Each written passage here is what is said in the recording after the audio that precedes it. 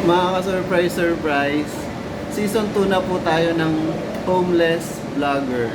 Ayun mga ka-surprise, ano ba yung homeless vlogger na yan? Doon sa mga nagpa-follow po sa akin, sa season 1 po, gumawa po tayo ng journey kung saan wala po tayong bahay, nasunugan po tayo, binaha po tayo, naging bankrupt po tayo, ganon. So, sa mga hotels po tayo tumira. Pero hindi sa mga hotels mismo, mga surprise sa mga lounges lang. Pero ngayon mga surprise, can you believe that we will ever see this day na magkakaroon na po tayo ng season 2 ng homeless vlogger, mga surprise. So ito na po yun, bakit po ba tayo may season 2? Kasi nga po, nagkaroon po ang sa social media ang SM, mga ka-surprise ng advisory na it is July, ano nga yung mga surprise, July of 2025, tag-ulan po mga ka-surprise and binabaha na po ang Metro Manila. So nagkaroon po ang advisory ang SM na SM Malls, mga ka-surprise na pwede tayong mag-park sa facilities nila for free. And I guess yung accommodation na rin, ganon. Pero yun nga mga ka-surprise, that is remains to be seen. Kaya ang ginawa natin is napunta tayo mismo sa SM, mga surprise. So gumawa po tayo ng recordings doon, mga surprise.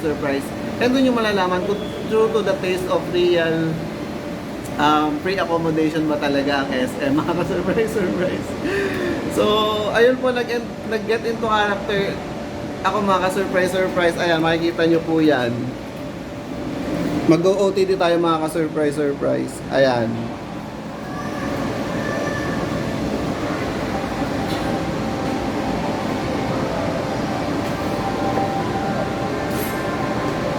Nakachinelas po tayo, mga surprise. Ayan.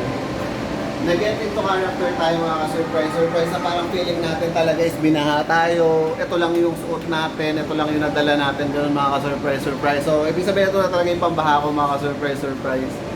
Ano ito? What do you call this? Wet proof. Ganoon, mga surprise. So, ayun po, magkakaroon po tayo ng elaborate change of what do you call this? Footwear, mga surprise. Ayan. Last time, mga ka-surprise, nag-footwear po tayo ng Prada. Ayan, pero ngayon kasi kaya naman ito, mga ka-surprise, ito na lang muna. Ayan.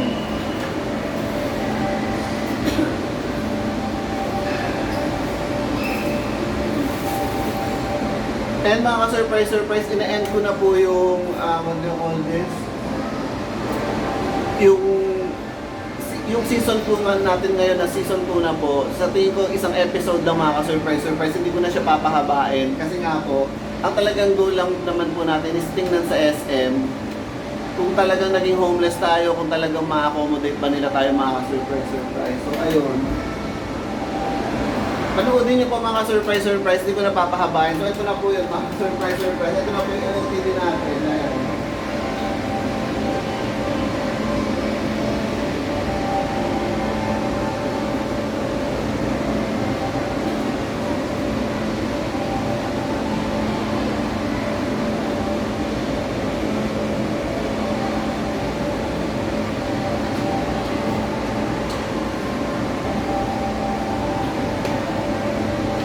So yun lang po, mga ka-surprise. Sana po ma-enjoy nyo po itong naging recordings po natin ng second season na po ng Homeless Vlogger, mga ka-surprise. And ayun, kung gusto nyo po mapanood yung first season, nandito lang po yun sa YouTube at World's Most Famous Vlogger and dito po sa Facebook. Hindi ko na po papahabain.